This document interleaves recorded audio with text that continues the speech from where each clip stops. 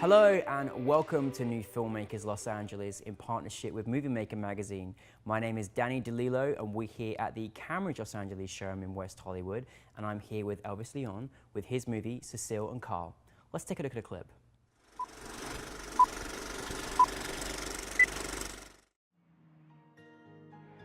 First, I should like to state that Carl and I have been partners for 43 years, 8 months, 1 week, and 4 days.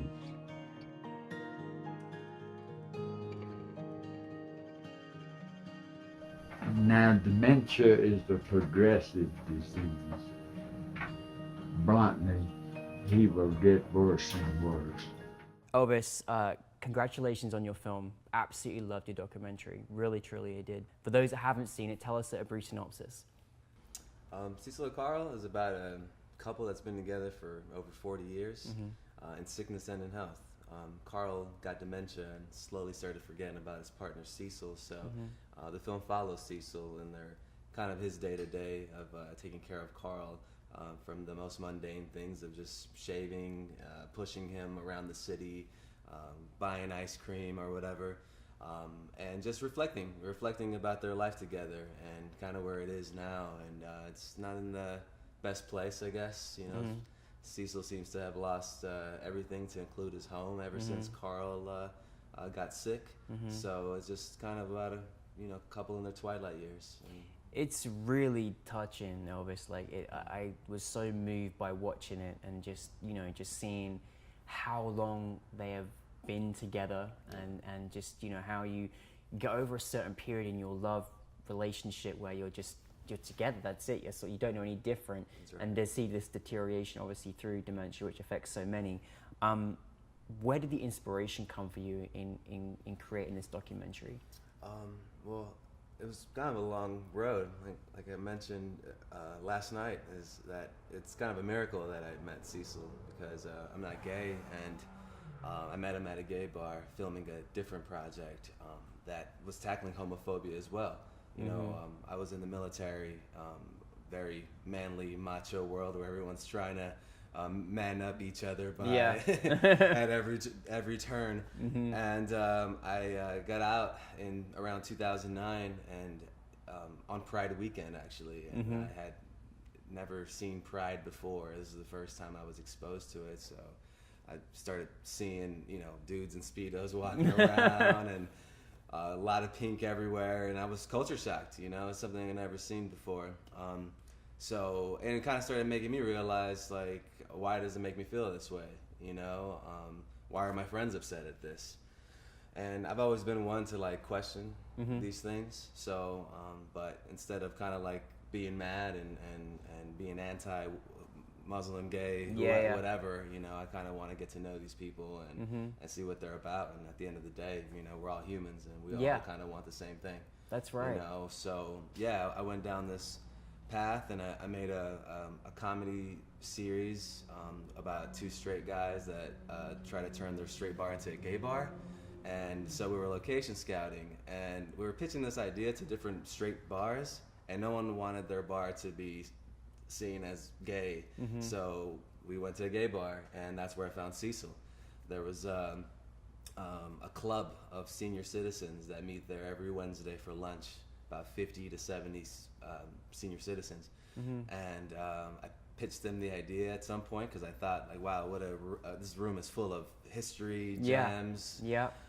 So we have to do a documentary on the group, but let's start one at a time. And we asked the group if anyone was interested, and Cecil was one of the first people to come up to us, and we interviewed him as soon as we talked to him. Just knew. Yeah, you just know. Like, he's just a magical, charismatic person, Really, essentially, what you just feel from this documentary is just the love, and you show some very touching scenes of what his experiences with Carl, and how you have to kind of change your life and be prepared for these changes in someone that you do love.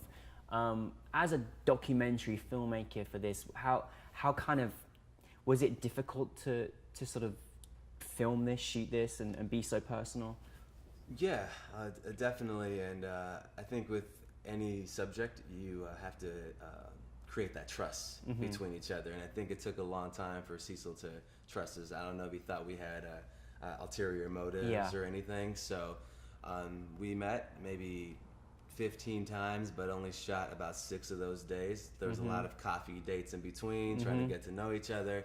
And even the part of the house, you know, when the house was in disarray, you know, it was in complete decline. It was dirty, filthy, huge house, stacked, huge house. And it took a long time for him to let us in through those doors. Yeah. He invited us to his home one day, so we're like, finally, we're gonna get in there. And he didn't allow us to leave the front lawn. Yeah. So yeah. we did interviews out there, and then we had to wait a couple more weeks before he was like, okay, you guys could come in. Yeah. So I think trust is the biggest part. I mean, Yeah. of any documentary is your subject, you know. Yeah. Because they have to let you in, you know. You have to follow them around and have cameras around all the time. But yeah, but we also just try to like have him live his day to day. We're like, hey, Cecil, like we don't want to interrupt your life, you know. We're gonna just be in this corner with the camera, with the drape over us. You do your laundry, do your dishes, do whatever you do. We're just gonna be here hanging out. And that's kind of the approach. The fly on the wall method is kind of how we tackle this. Yeah, you really felt. I felt that as a watching it as well. I mean, it's a real credit to you as a filmmaker that you are curious by things that are so far removed, you know, for you, and decided to actually utilize the essence of filmmaking to understand it better for yourself, but also share this story as well, which I think is really powerful. Is that something you kind of enjoy as a filmmaker, is sort of, you know, connecting with things that maybe you don't necessarily connect with, but want to find out more and discover more? Yeah, but at the same time, these things find me, it seems like. That's great, yeah. Like, I never expected to go to war, you know? Yeah. And that was what my first documentary was about, was just my personal experience dealing with, like, death and spirituality and these difficult issues.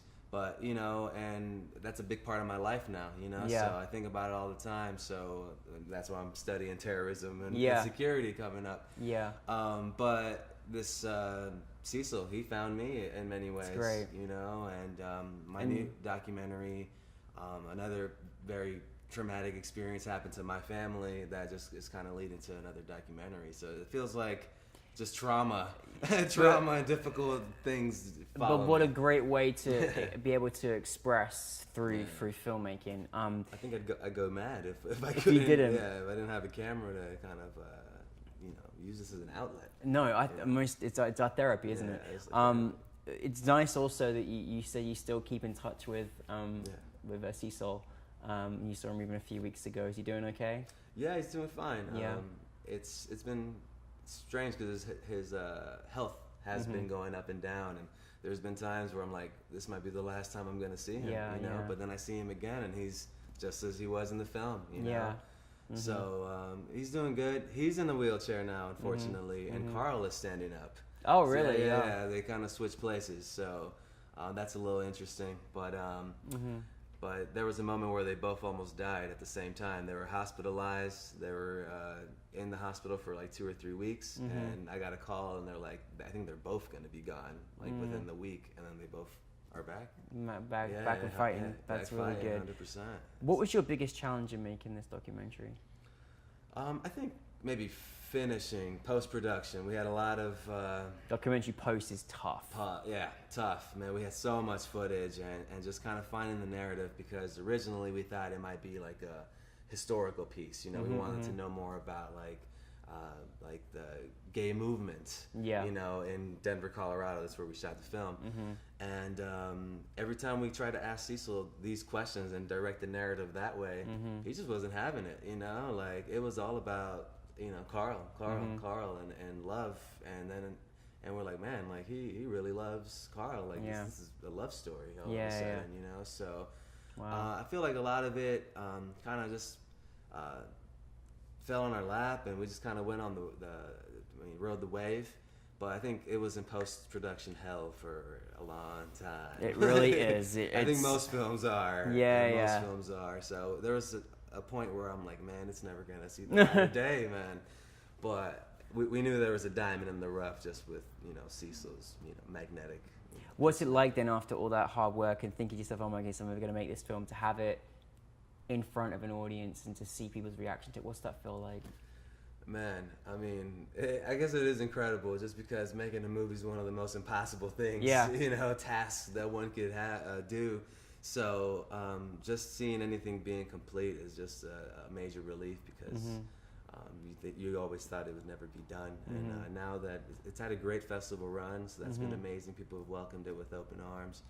And yeah, it's just an incredible feeling just to be able to share his story with everyone, you know, and really it's for Cecil, I think, personally, you know. It's just like I'm behind the scenes, you know. It's the Cecil story, and he's having an amazing time just kind of following the film, and I'm just happy for him and happy that for the crew. Now, obviously, you're an LA native, but you're actually living in my home country, in London, taking on another fantastic part of your world in what you're about to study. But what is next for you in terms of studying or filmmaking? What is coming up for you next? Filmmaking, I guess. Well, just to be honest with you, I haven't really told anyone this, but I feel like I need to start talking about it. But my dad was kidnapped in Guatemala about a year ago, and we recovered him, paid a ransom money, and then we realized when we paid the ransom that it went to somebody in Wyoming. Someone in Wyoming received the money, and we took this information to the police, and they did nothing about it. So we're like, what the heck is going on? So we hired a private investigator. Now we have this guy's like all his information, what he looks like and everything. Good. We brought this to the police. They didn't do anything about it. So it's been a really frustrating couple months, a year of just trying to get help, man. Just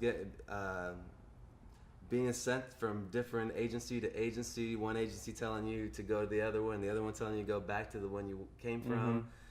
So I'm just kind of making a film about this now. Just like I said, an outlet. I need to vent my anger and frustration about this tragic thing that happened in my family, and kind of you know, try to find the truth in it all. You know, because I mean, from the sounds of it and the looks of it is that a lot of these agencies know who, you know, these criminals are that are walking in our street, but yet they do nothing about it. So but they go ahead and hassle people for the most mundane, like jaywalking or a speeding ticket. But here's this guy who might be involved in some kind of like kidnapping network, and nothing happens. So I'm not sure what the hell's going on, but I'm trying to get to the bottom of it. Well, Elvis, you are an extraordinary, courageous filmmaker, and I love that you are challenging yourself and getting through life and experiences yourself and using